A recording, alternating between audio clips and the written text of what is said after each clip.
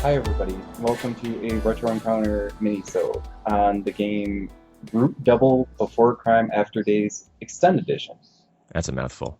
It certainly is.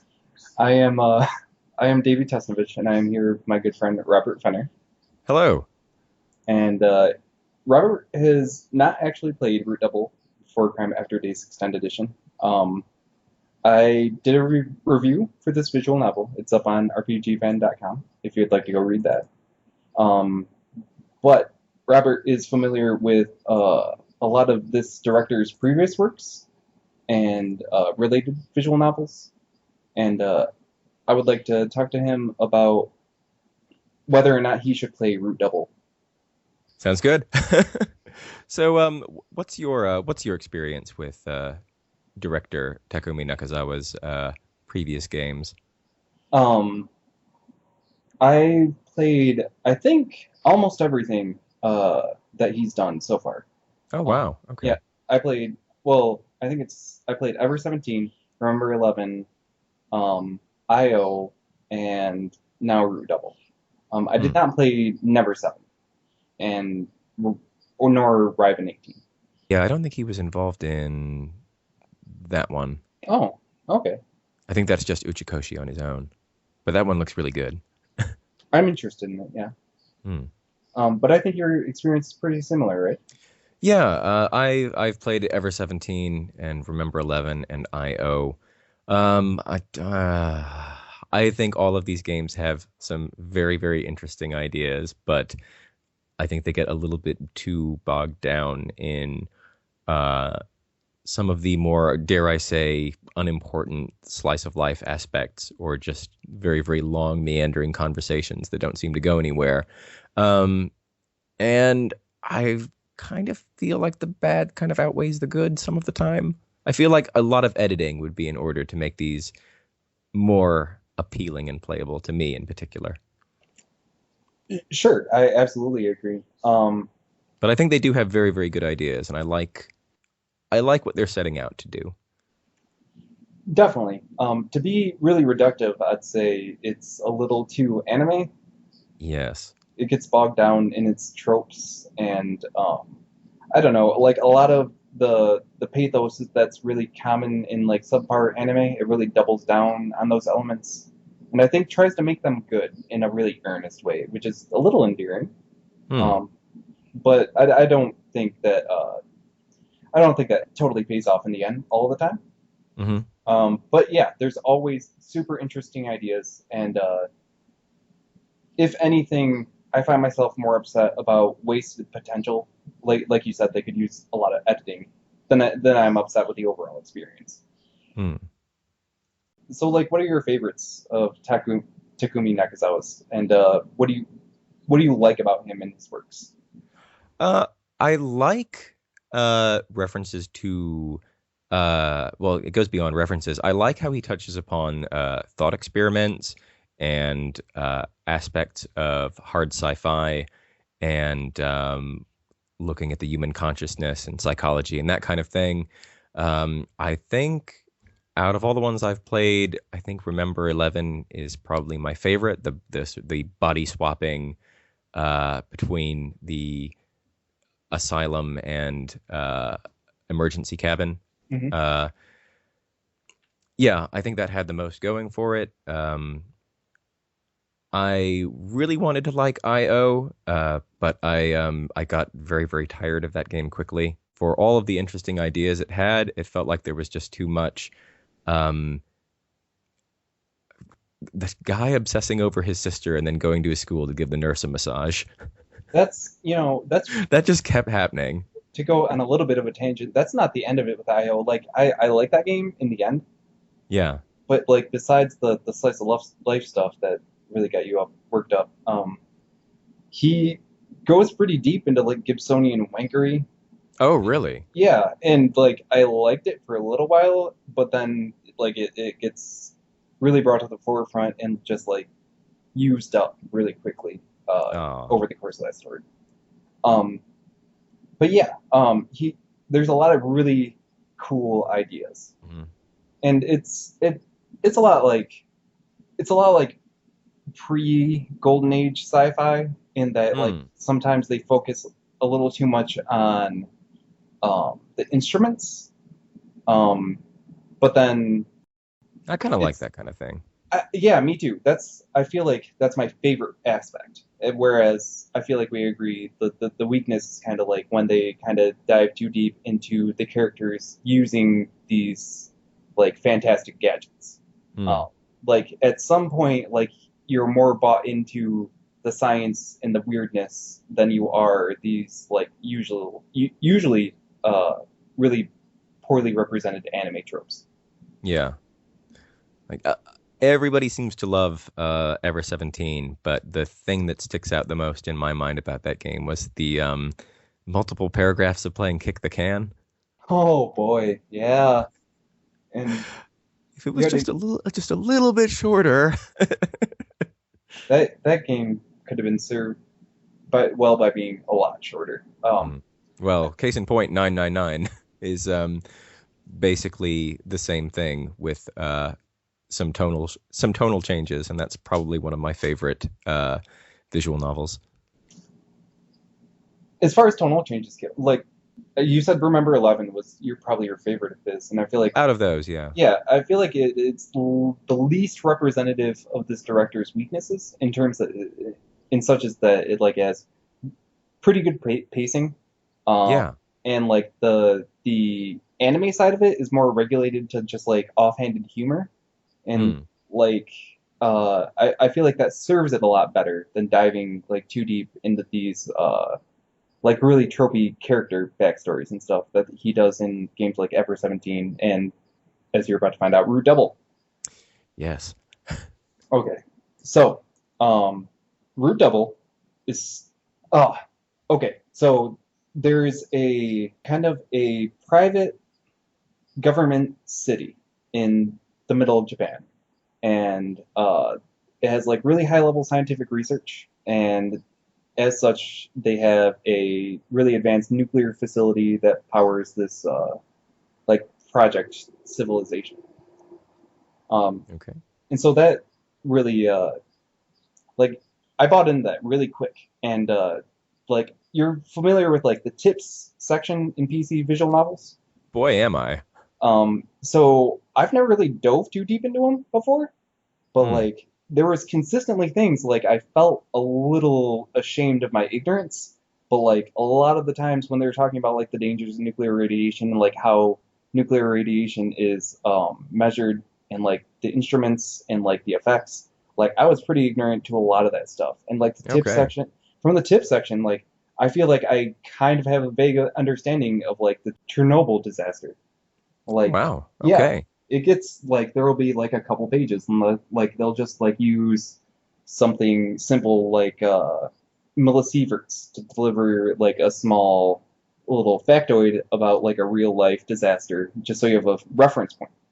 Mm. And that was really and that stuff like hits really early in the game, and that like I was really brought into that really quickly, and the one of the protagonists and the one that like the default first route, he's a emergency worker and well, he's an amnesiac rescue worker who lost his memory in the middle of a rescue operation in the middle of a meltdown in a nuclear facility.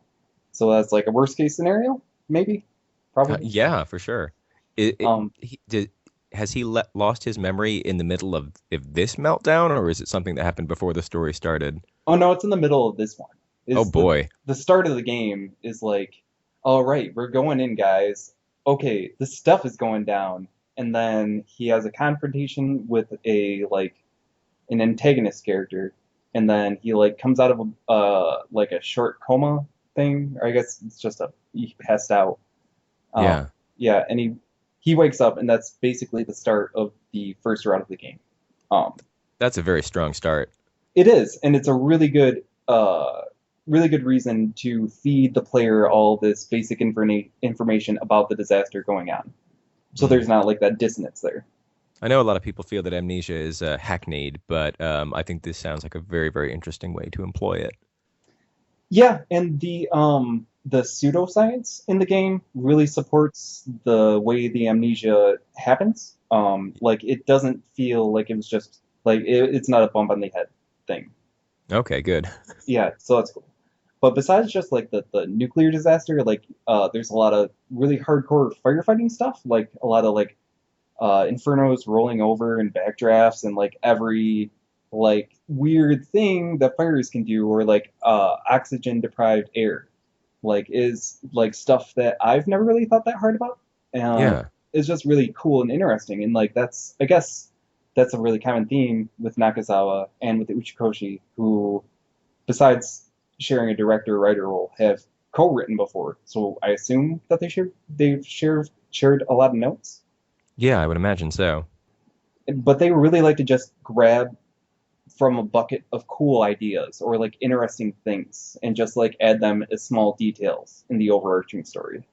Yeah. So in this case, it's going to be a lot of nuclear radiation stuff and firefighting stuff, and both of those were really interesting to me. Yeah, if nothing else, you can't say that these guys didn't do their research because boy did they. Okay, so a little further on in the story, it's slowly divulged to this amnesiac rescue worker that there are telepaths in the world, and like it's something everybody else understands. It's been around for like a little more than a full generation. It's about I want to say about 40 years old. The science of telepathy, um, and that's explained in a really cool, basic, like really understandable hard sci-fi way, like to the point where you literally will sit through lectures about basic particles and like elementary particles and like the way the information is carried between these particles to another mind and like the Okay. differences between a mind and a brain and like just all these details of it that really make it cohesive. Um, That's that quite an was unusual look at that kind of thing. yeah, that was one of the most remarkable things about this game by far. Like it a lot of that stuff is interwoven with in another route. It's interwoven with some teenager slice of life stuff. But like at that point in the game, like I wasn't playing for the character development and I wasn't playing for the slice of life stuff. I was playing for the class, that the lecture that the character would get to sit through. Um, Okay. all Yeah. that stuff was super cool. Man, a lot of like I'm sure you'd expect like a lot of quantum theory. They really flirt with four-dimensional beings without quite going there. Ah, yes, again. Yeah, exactly. There's it's weird. These guys have kind of made like new tropes for the medium of visual novels. Yeah. Yeah, these all of these themes, they've come up in pretty much all of the works that I've played by Nakazawa and Uchikoshi. Sure, and it goes a lot deeper than that.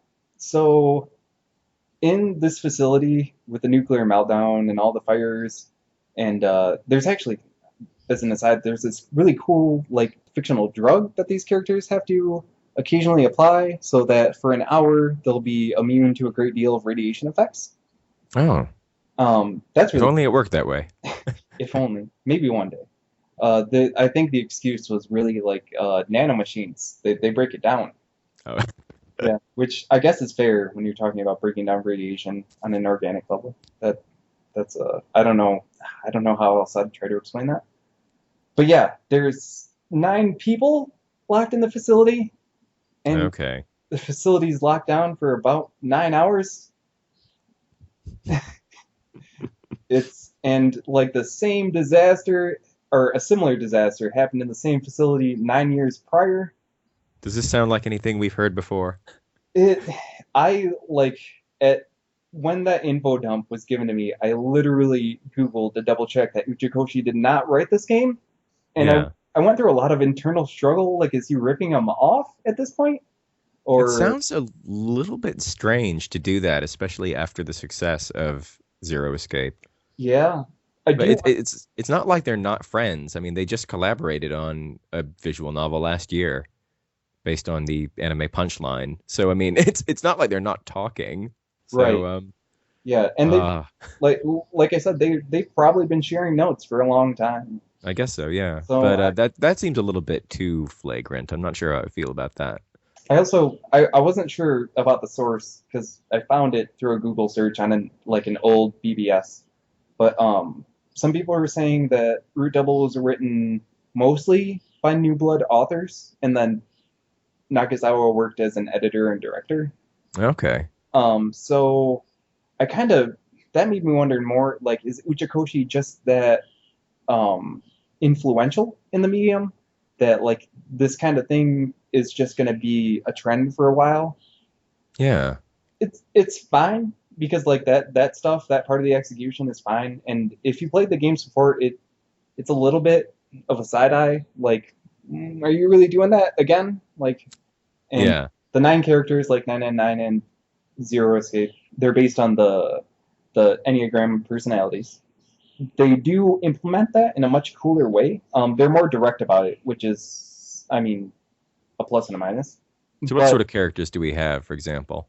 so like there's like they straight out like give a title to each part of the enneagram. Like there's the reformer. There's like a guy who like thinks the institution of this like scientific research community is messed up, and like he wants to go to any extreme necessary to make sure that this situation is reformed as they can move forward in the research of telepathy. Oh, So that's really cool. And then there's like the individualist who is like the actually I think that's the amnesiac. Because with his memory, like he's kind of a lone wolf guy, and the amnesiac version is actually a lot nicer because he needs help and doesn't know what's going on. So that throws the okay. other characters off. Like that's a pretty cool relationship that they established with the amnesiac thing too. But it's, I mean, it's what you expect. There are all the personalities of 999, and like they're not, they're all kind of overmen in their own way. Like they all have their own very well thought out personal goals for the situation at hand. And I like see. yeah, and like there's no dude who just like wants to be a dickhead. Like there it's very real, very personal. It's The like a number of strong characters coming together in this yeah, crisis, huh? Okay. exactly. Yeah. That's really nice. I do feel like Nakazawa's good at that kind of thing. Hmm. Even if he dives a little too deep into the characters. But yeah, the telepathy angle, like the way they dive into it, it's really sometimes it's really specific, and like you feel like you're fully understanding telepaths in this society and like the way they're viewed and like the way they come to terms with their powers, and it's kind of got like I guess like an early days X-Men vibe a bit of a way, like people coming to terms with their power set or whatever. They're treated quite badly by the rest of society, or are they just having a bit of an inner struggle? It's both. Okay. Because like there's also beyond telepathy, there's also empaths, and empaths can like read your emotions, read your mind, and even regular telepaths are generally set off by that because their empaths are so much rarer. Like it's a higher level form Oh, of this wow. Okay. yeah. Interesting. So even like amongst themselves, they're sometimes fighting against one another, and they seem to largely group in these scientific research communities because of the social environment around them.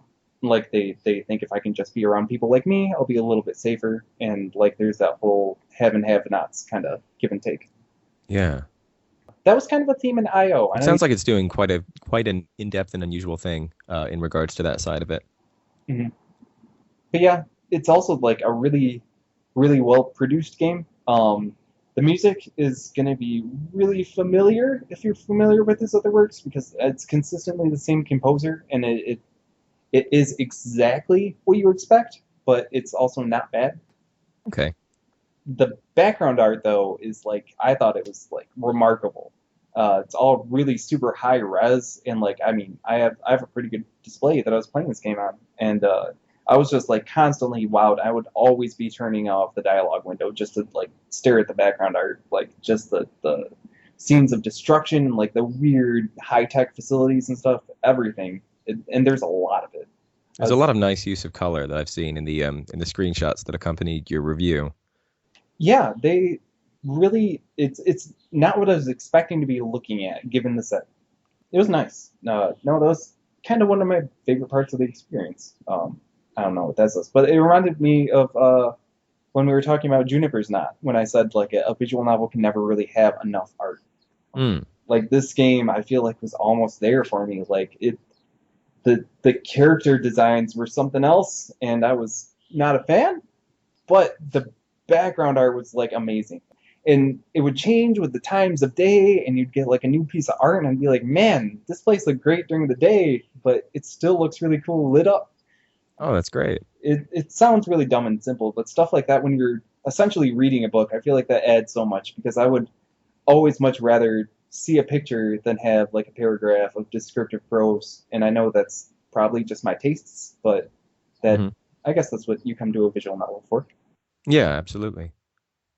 So all that stuff being said, um, Root Double does fall victim to all the same weaknesses that this director has always had. Like Ever 17 is a great example of repeating scenes that you just do not need repeated. Like sometimes word for word rehashings of an event. Um, Mm. Sometimes it would be just delivering the event from a different character perspective.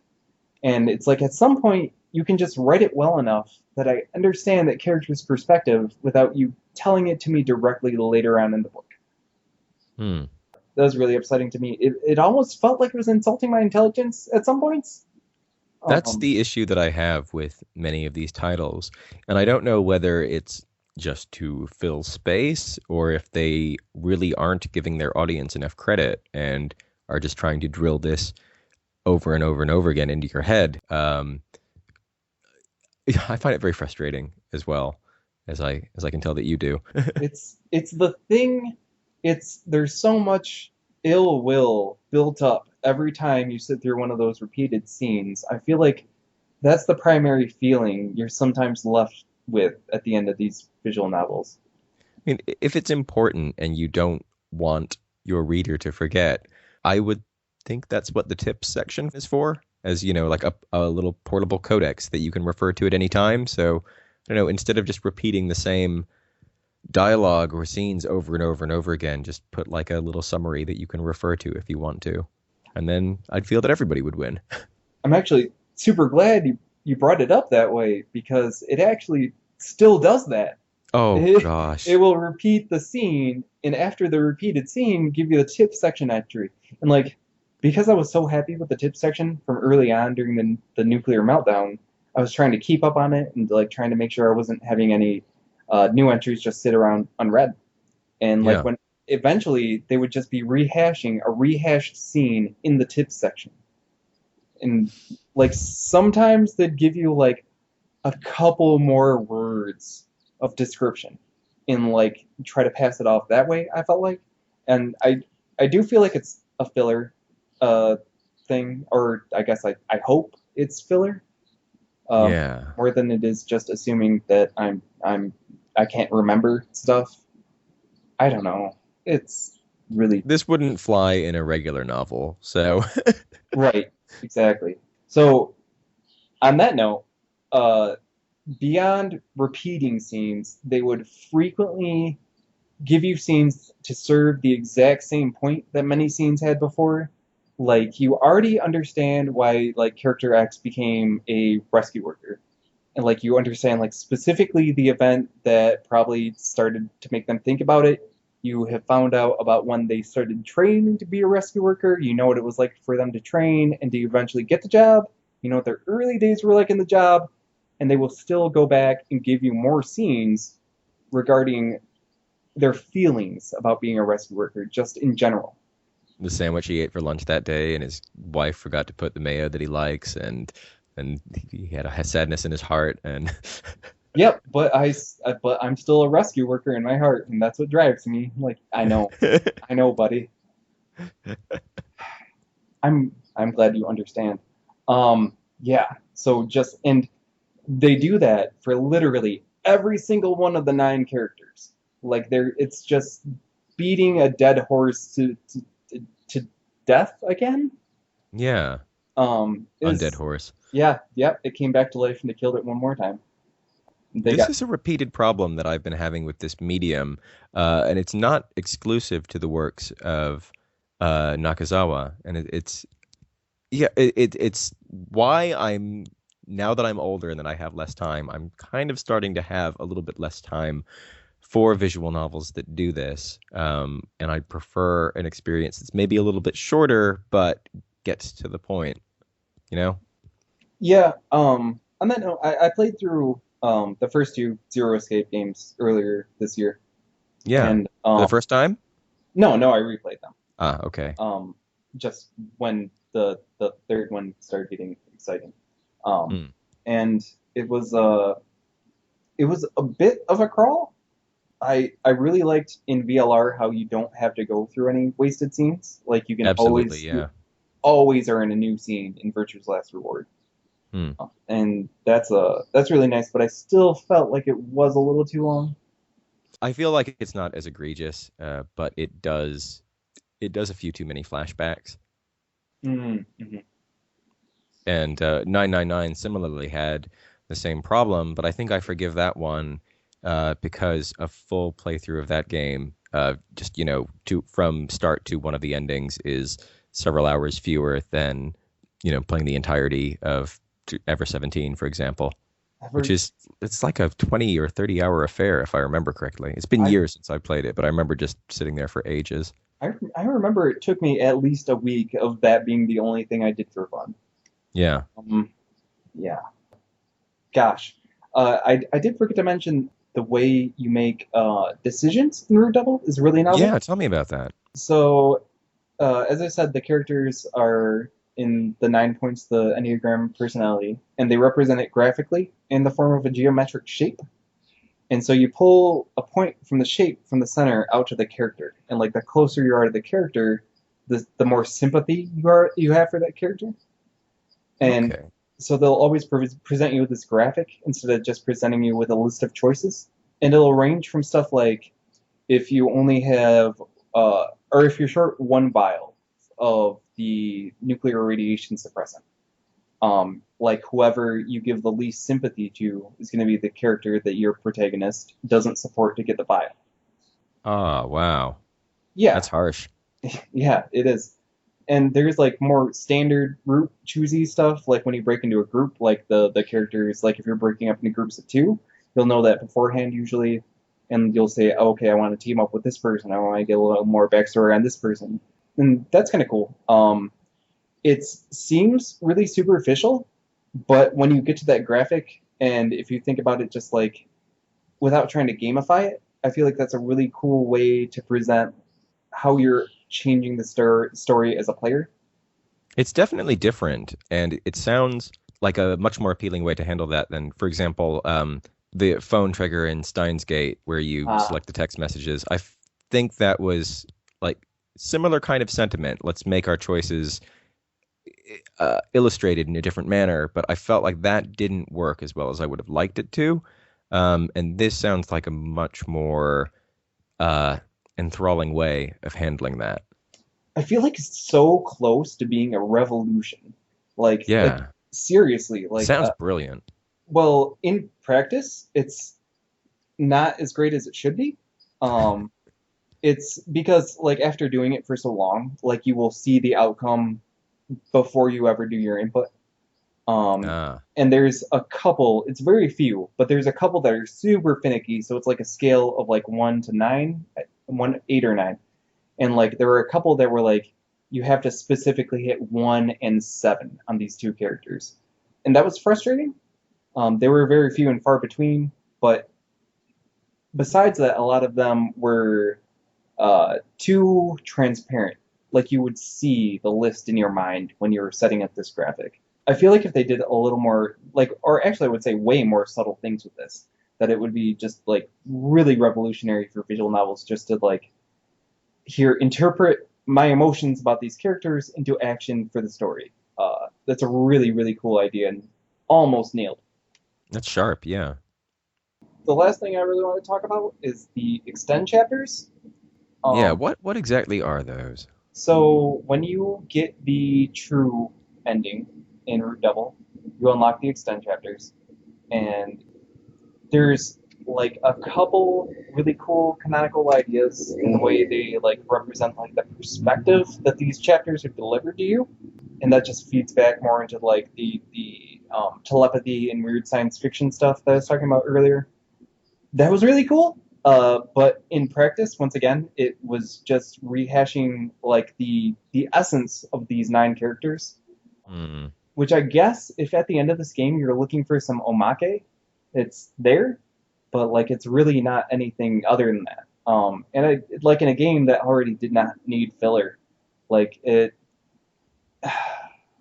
I think the most upsetting thing is like there was one route that had like a really cool character development, Yeah. and like there were 8 others that you would just sit through and be like, okay, I remember this, or oh, I could have imagined the scene happening without it being delivered to me directly, but sure, okay. Mm. So I don't know. I know what you're saying about visual novels. Like I don't know how to go forward with this medium. I'm really excited about Zero Escape 3. Yeah, same here. Um, Danganronpa's all right. Danganronpa's pretty good. There's a Psychopass game coming out this fall. Looks pretty neat. That could be cool. Um, yeah. Did you Wow, I'm getting off base here. Did you play Chaos Head? I played quite a bit of Chaos Head, and I thought it. I really loved the start, and I really loved the hateable protagonist, the visual novel otaku who lives in a shipping container and just talks to his dolls all day long. I thought, Yeah. like, oh my God, I can't believe that a big visual novel is doing this. This is great. Um, and then when it just turned into um, sexy ladies pulling swords out of the negative space and Mm. pseudoscience about like visualize the sword with your mind, I kind of I'd had enough at that point, and I didn't end up finishing it. Yeah. Um, man. So I It's think such a strong start. I just want to go back. I thought of that game because like that's another thing I feel like was really kind of ruined by being too anime. Hmm. I was actually having like my first ever really severe bout of social anxiety when I started playing that game. And Yeah. through identifying with that unlikable protagonist, I started Hmm. kind of seeing how weird and stupid and neurotic I was being. And that was like a really important experience for me that devolved into anime sword ladies. Yeah. I can see why that would be very disheartening. Yeah, but like it's still like a hugely important game to me. Which, in the same way, I guess Root Double will always be close to my heart because like it Mhm. really did teach me a lot about a couple non-fictional things, and Yeah. like for that reason, every time I think about them, it's gonna come to mind. That and actually right after I finished this game, I started reading some of the actually lesser known Frank Herbert stuff, and Oh, really? yeah, Okay. I feel like there's a lot of shared DNA between some of the things he says and like some of the things in Root Double, and Hmm. I feel like he expands on it properly and delivers it properly, but when I recognize those ideas, like every single time, like it gives me a little more affection for Root Double in hindsight. Yeah. Oh, that's cool. That's very sweet. Thanks. The I'm always thinking about you, Root Double. Japanese game developers seem to love Frank Herbert. Yeah, I'm starting to see that now. I read Dune for the first time late last year, and it surprised me how much it was like Suikoden. Oh, I didn't see that, but yeah, okay. There's quite a few character names reused, and the whole conflict between the Atreides and Harkonnen reminded me a lot of certain conflicts in Suikoden 1 and 2 in particular. Man, that's a really cool perspective on that. That makes me like those games more. Crap. Yeah. Man, I was really okay with hating Suikoden forever. Well, Um, the first couple are okay. it's hard. We're so far off topic, but it's hard to see. It's hard for me to see past the translations in those games. Oh, they are really, really bad. Which, I concede there. by the way, Root Double Well, its translation, I feel like, is mostly on point. Like, there are some blatant grammatical errors that, while they didn't really affect my experience, I would just always just kind of raise an eyebrow at. This is Just, Sakai Project, correct? yeah, there would just be, like, punctuation in places that punctuation had no place being in. Yeah, I've played a few things that they've translated, and I've had similar complaints that it made me give a side eye to the game. Yeah, well, I guess this one's different because, like, this game is on Steam. Like, I know you said this on Trello, but, like, this, or no, it's on the boards. You said this game's on Steam. It's legit. I guess that's, Might even be on Vita in a year. Who knows? yeah, they say it's supposed to. Hmm. Um, I guess that's a good note though. Like this game is on Steam. It's not unreasonably priced.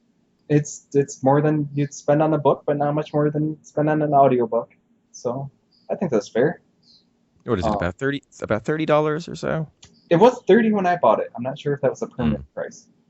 Um, It's about 25 pounds over here. digital goods don't have a weight, Robert.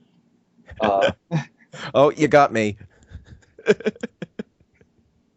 but yeah, I kind of still feel good about my purchase just to kind of support more visual novels being translated and being released officially.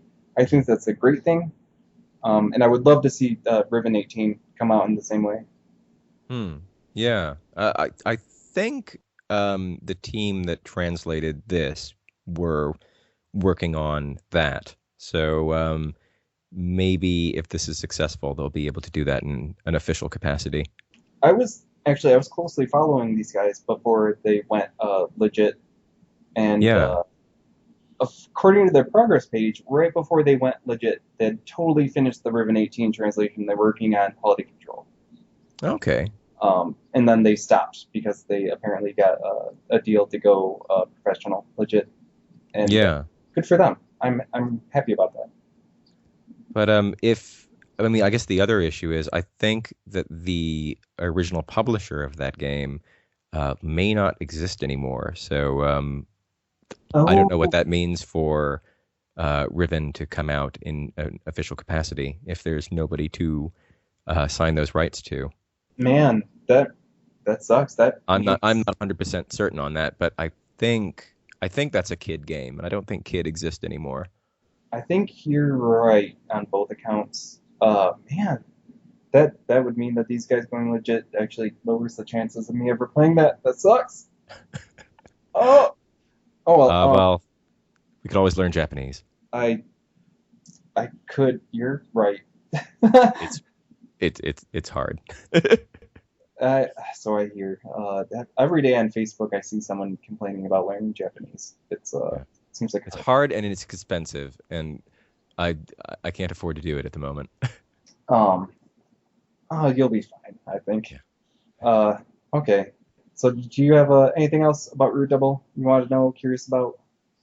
Um, I think you've pretty much answered all of the questions that I would have had. Um, it sounds, your review wasn't glowing, but it sounds like in hindsight, you've had quite an enjoyable and positive experience with this game, would you say? Yeah. Yeah. My pull quote was something about the only thing it needing to be great is proper editing, and Hmm. like I feel like if you know that going in and you're just willing to just click through some scenes that going into you think, I don't know if I need to read this. Like just click through them and it will probably be a really good experience. Um, Okay.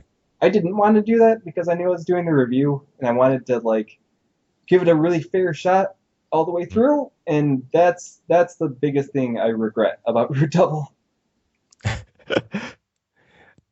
Um, Are the diverging paths quite wildly different, or do they all kind of marry up again halfway through, as in some of these games tend to do?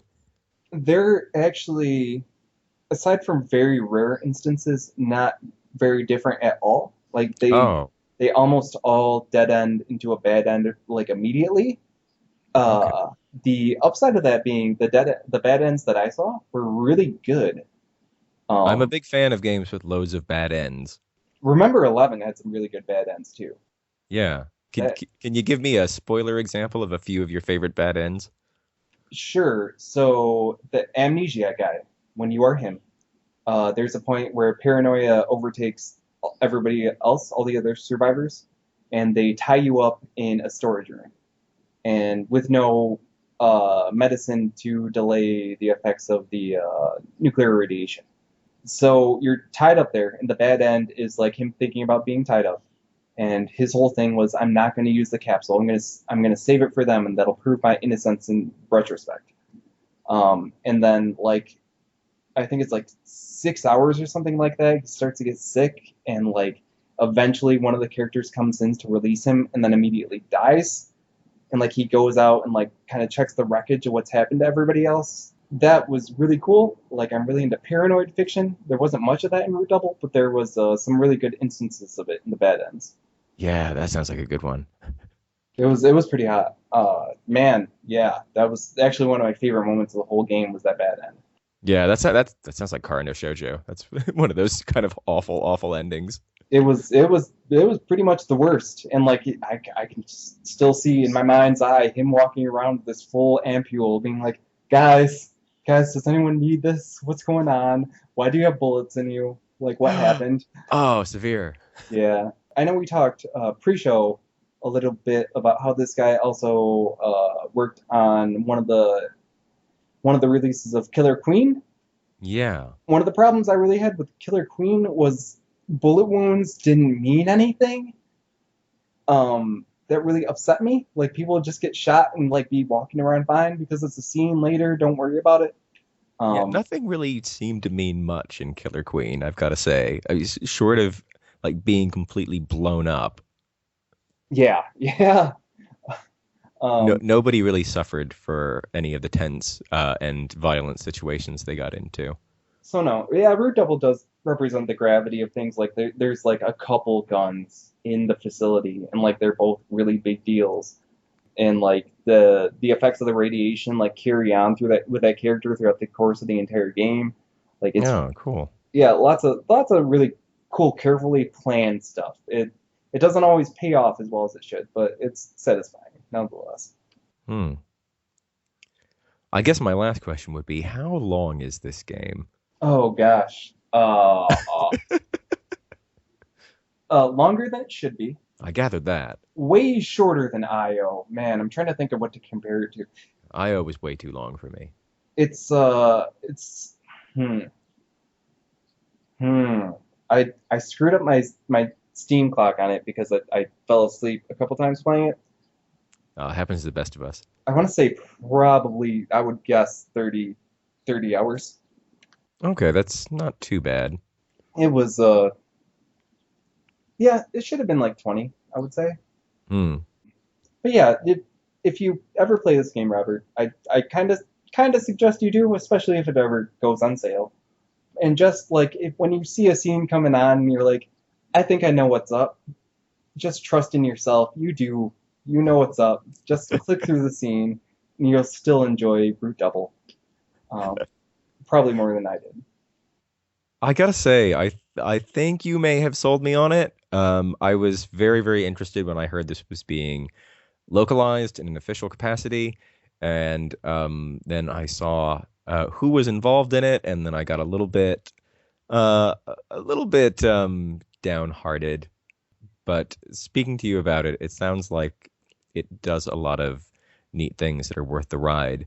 And I'm not sure if I'll pick it up right away. I might wait for that Vita version because I really like playing Mm. visual novels on the go. But I mean, if that doesn't materialize or if there's a particularly enticing sale, I may pick that up sooner rather than later.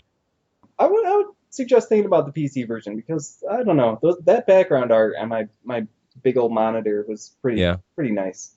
Okay. But yeah, having it on the go would be nice, especially when you're just clicking through something that sucks. Which is not all the time. All the cool ideas in Root Double, everything that interests you about it, is explored in full and is really cool. It's the stuff around it that sucks. Okay. Well, that's good to know. That's important to me anyway. Yeah, it's got really high highs. I'll say that. Cool. Oh, I'm glad you enjoyed it. I Thank you for sharing. thank you, Robert, for listening to me talk for an hour. That's Oh, beautiful. pshaw.